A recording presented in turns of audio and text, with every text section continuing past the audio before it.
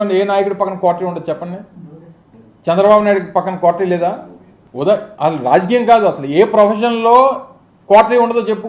ఉదాహరణకు మీ ఏబిఎన్ ఉంది, మీ రాధాకృష్ణ గారి చుట్టూ క్వార్టరీ ఉండదా? ఉంటుంది కదా. ఇగో మా విశాఖపట్నంలో రామకృష్ణ ఇలా చేస్తున్నాడు, లేకపోతే ఇంకో దగ్గర ఇంకోటి ఇలా చేస్తున్నాడు చెప్పేవాడు చేసేవాడు ఉండడా చెప్పు. సో క్వార్టరీలు అనేటువంటివి ఈ ప్రజాస్వామ్యంలో ఈ వ్యవస్థలు అన్నింటిలోని ప్రతి స్థాయిలో ప్రతి వ్యవస్థలో ప్రతి దగ్గర ఉండేటువంటిది. సరే, ఆ క్వార్టరీల గురించి ఎవరు మాట్లాడాలి?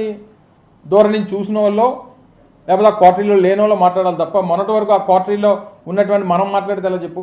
ఇప్పుడు నీకు ఒకరి మీద మనసు ఇరిగిపోయిందని అంటే ఇంకొకరి మీద ప్రేమ పుడితేనే ఇక్కడ మనసు ఇరిగిపోద్ది.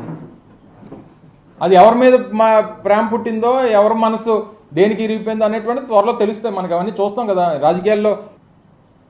సో వెళ్ళిపోయినటువంటి వారు ఇంతకంట ఇదిగా మాట్లాడతారనుకోవడం మా అమాయకత్వం, మీ అమాయకత్వం.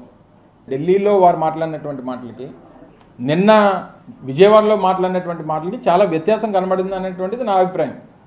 సో ఏదేమైనప్పటికీ సరే, ఈ క్వార్టరీ గురించి కానీ లేకపోతే ఇంకోటి గురించి మాట్లాడినప్పుడు మనం కూడా ఆ స్థాయిలో మనం పనిచేసాం కదా, ఆ స్థాయిలో ముఖ్యమైనటువంటి పాత్ర పోషించాం కదా. ఒకవేళ నిజంగా నిన్న వారు మాట్లాడినప్పుడు ఏమన్నారు, ఏదైతే వారు మెన్షన్ చేసినటువంటి క్వార్టరీ అనేటువంటి మాట్లాడారో, లేదా పూజారులు అనేటువంటి మాటలు మాట్లాడారో, మొన్నటి వరకు ఆ పాత్రలో మనం కూడా పనిచేసాం కదా. మరి చేసినప్పుడు మరి మనం ఏం చెప్పుంటాం, మనం ఏం చేసుంటాం అనేటువంటిది కూడా ఒకసారి అంటే పార్టీ నుంచి వెళ్ళిపోయిన తర్వాత ఇంతకంట బెటర్గా మాట్లాడతారు, లేకపోతే ఇంకా జగన్మోహన్ రెడ్డి గారు ఇచ్చేస్తారు అనేది నిన్న మాట్లాడిన తర్వాత వారు ఏదో ఒక ఆయన వ్యవసాయం చేసుకోబోట్లేదు, రాజకీయమే చేయబోతున్నారు అనేటువంటిది నాకు వ్యక్తిగతంగా అర్థమైంది. ఆయన అయితే వ్యవసాయం చేయబోడు, ఆయన రాజకీయం చేస్తారనేటువంటిది నాకు నిన్న వారి మాటల ద్వారా అర్థమైంది.